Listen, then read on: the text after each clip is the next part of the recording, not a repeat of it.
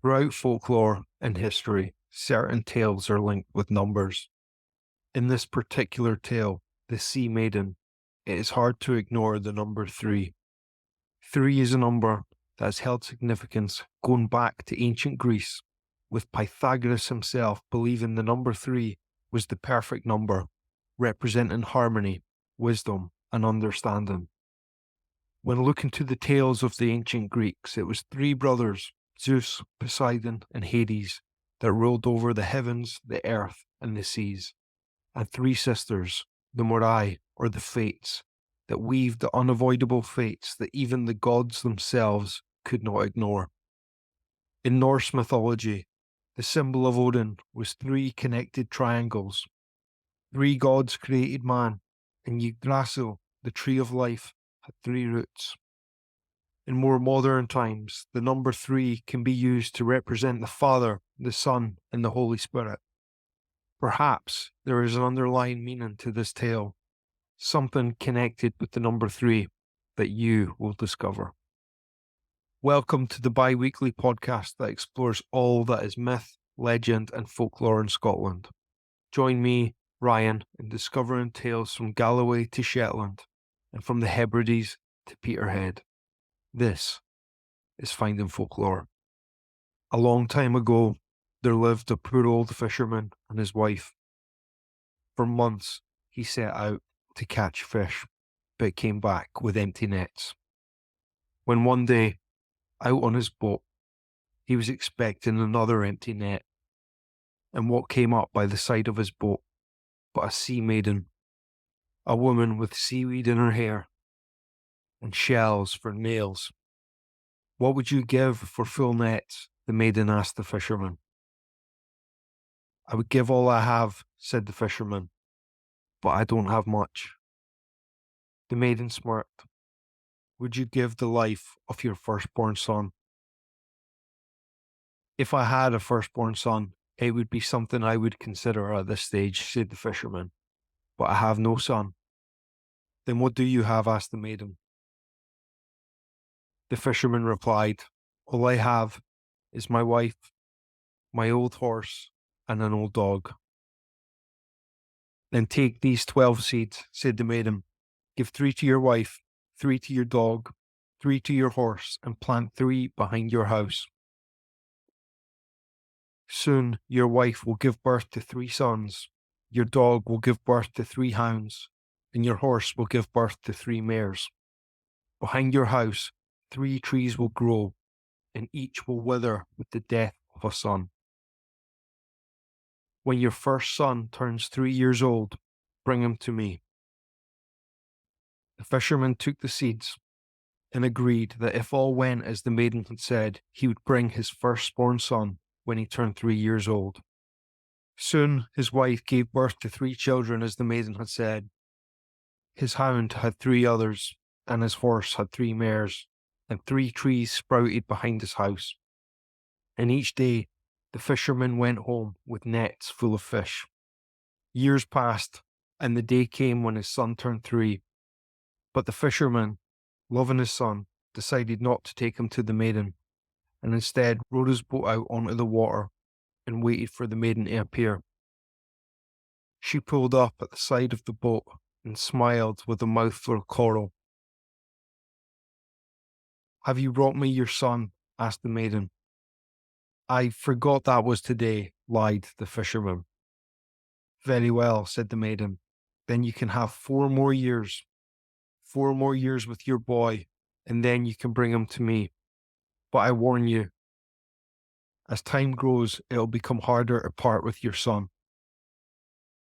4 years passed, and the boy reached the age of 7, and the fisherman decided not to take his son to the maiden.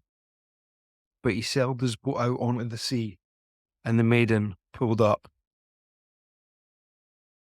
"Have you brought me your son?" asked the maiden. "Again, I forgot that was today," lied the fisherman. "Very well then," said the maiden. "Then you can have 7 more years of your son. Then you must bring him to me." Well, the fisherman thought, that's not such a bad deal. he likely won't live another 7 years and would never have to bring the boy to the maiden. But 7 years he did live, and the boy turned the age of 14. Terrified of the consequences of not taking his son to the Sea Maiden, the fisherman could not decide what to do. His son asked what was wrong, and the fisherman told him. "Well," said the boy, "how about you go to a blacksmith and have him make me a sword, and I will leave, and you will not have to take me to the maiden. You can tell her that I fled." The fisherman agreed. He went to the blacksmith and had the blacksmith make his son a sword. He took the sword home to his son, who wielded it expertly, but the sword quickly shattered. "This sword is no good," said the boy. And so the fisherman went back and had the blacksmith make his son a second sword. The second sword was stronger, but soon it broke. And eventually the fisherman returned with a third sword. The third sword was good, it was strong, and it did not break.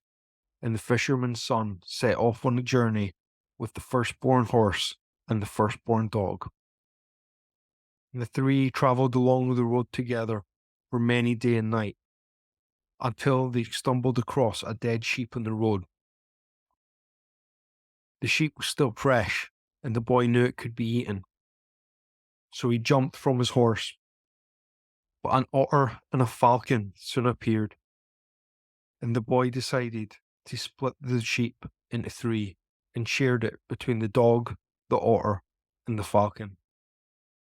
The dog said, "If you ever need help from someone who is swift of foot and sharp of teeth, then I will be there to help you." The otter said, "If you ever need help from someone who is fast in water, then I will be there to help you."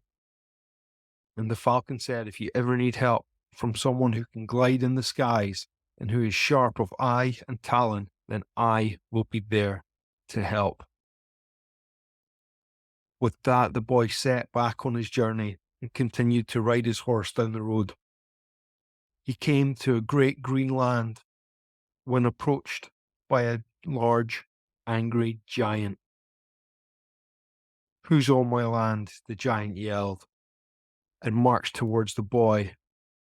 "I will kill you." "That is easier said than done," said the boy as he drew his sword that he got from the blacksmith.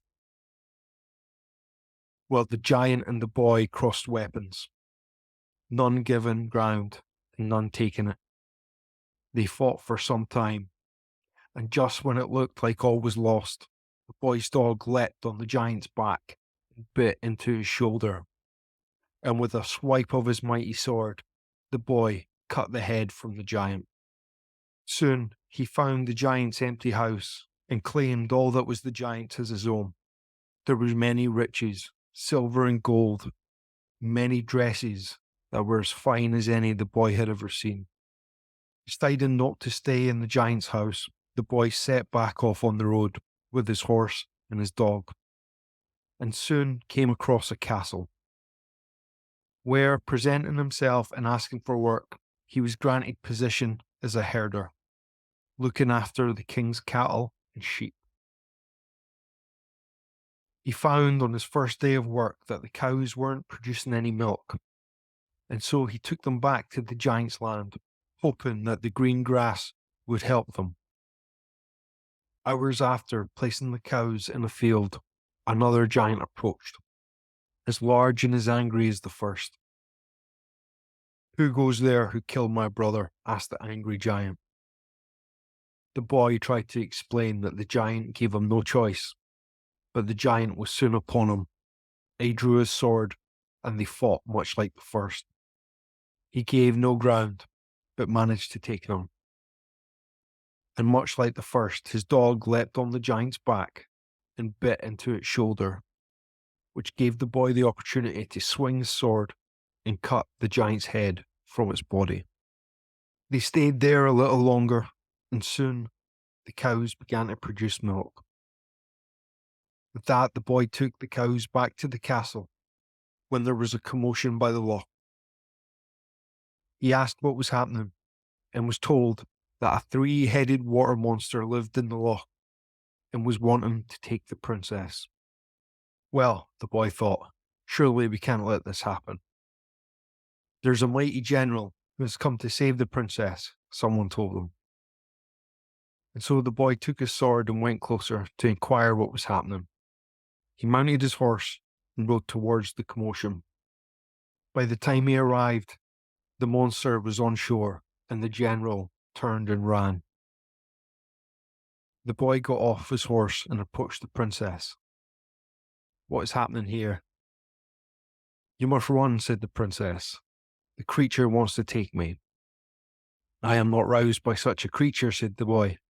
I could kill the creature given the opportunity, but I think I shall sleep here.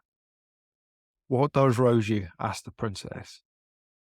A ring placed on my little finger, answered the boy, then went to sleep on the banks of the loch. Quickly, the princess removed the ring from her finger and placed it on the little finger of the boy, who awoke and jumped into action with his sword, fighting the sea monster. He drove it back into the shallow waters of the loch, when an otter came and helped and distracted the monster, and with a swoop the boy removed one of its heads, and it retreated into the loch. The boy left, and the princess carried back the head of the defeated creature. The next day the creature returned and tried to go for the princess, and again the boy said he was not roused by the creature. When asked what would rouse him, the boy answered, an earring taken from your ear and placed into mine. He then fell asleep on the loch. As the creature drew closer, the princess removed an earring and put it in the ear of the boy, and he awoke and sprang into action, and drove the creature back into the shallow waters where the otter distracted it, and he removed another head from the creature, and it retreated into the loch. The boy left, and the princess carried back the second head of the sea monster. On the third day, the boy told the princess to be roused he would need another ring placed in his other ear, and then he went back to sleep. And the princess placed the ring in his ear as the creature approached. The boy sprang into action, and again with the help of the otter, removed the creature's final head, where it collapsed in the water and sank out of sight. Soon after, the boy returned to the palace and married the princess. The king, unhappy that the princess had married a herder, wanted the herder dressed more smartly. And the boy said, I have smarter clothes. And he returned to the giant's house and took the smartest of clothes any in the palace had ever witnessed. But one day, the monster returned and snatched the princess from the shores of the loch. The boy went to fight it, but could not work out how to destroy the creature, for he had already removed all three of its heads, but three more were in its place. And that's when someone told him, in order to defeat the creature once and for all, someone must make it to the island in the center of the loch. On the island is a hind. You must catch that hind. Once caught, the hind would birth a hare. Once the hare was caught, that would spit up a fish. And once the fish was caught, it would open its mouth and an egg would come out. Within the egg was the soul of the monster, and the only way to defeat the monster was to break that egg. But how could we get to the island? The boy thought. Any boat we send across, the monster will simply sink it. Failing to understand how, the boy tried to ride his horse to it, but leap that far it could not. The dog could not help him. And then the falcon approached. I can help fly you across, said the falcon. The boy accepted the falcon's help, and after galloping full speed towards the island and leaping into the air on his horse, the falcon grabbed them and allowed them to make it the rest of the way. Once on the island, the boy and his dog chased down the hind. They then caught the hare. The fish that was spat up was caught by the otter, and once thrown to him, the egg came from the fish's mouth. The monster rose from the depths of the loch. "Stop. I will give you whatever you wish. I want you to return the princess to me," said the boy.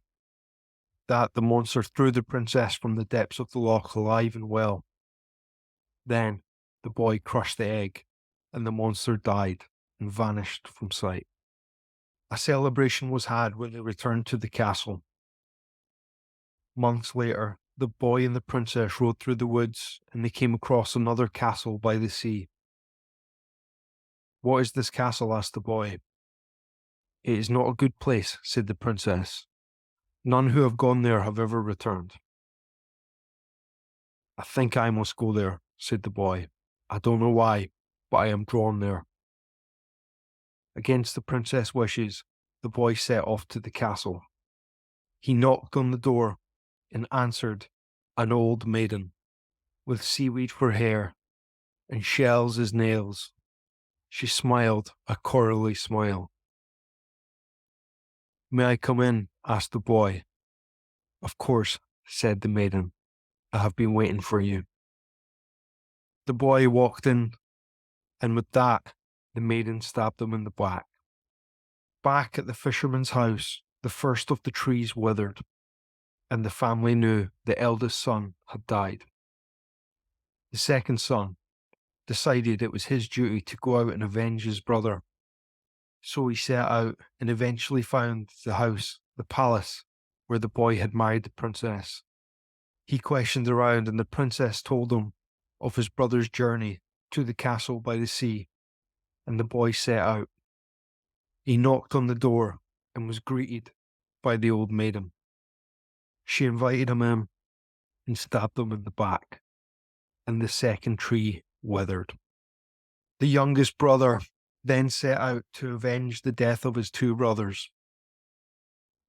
He took longer on his journey, but eventually wound up at the palace where he spoke to the princess. The princess told him the tale of the eldest and second brother and how they set out to the castle, and how that if he went, it would surely be the end of him as well. Well, nonetheless, the third brother set out to the castle, more warily and cautious than the two before him. He knocked on the door, and the maiden answered. "I've been expecting you," she began to say, and without waiting, the boy drew his sword and struck at the Sea Maiden, removing her head. The maiden caught her head on the way down and placed it back on her shoulders. She drew a club, and the two entered in battle. Eventually, the boy was able to take hold of the maiden's club and beat her with her own club until her head caved in. With that, the death of the maiden, the two brothers woke, as if in a coma trapped by magic. All three brothers returned to the palace and celebrated their victory, celebrated their lives, and celebrated that their father no longer owed the Sea Maiden a debt. The second and third brother soon returned to the house of the fisherman, and the eldest brother began to rule in the king's stead. And that is the story of the Sea Maiden. Let me know in the comments your thoughts on this story and what significance, if any, you think the number 3 holds. Like, share, and subscribe if you haven't already, and join me for our next episode in 2 weeks' time. Until then, may the devil walk behind you. Bye for now.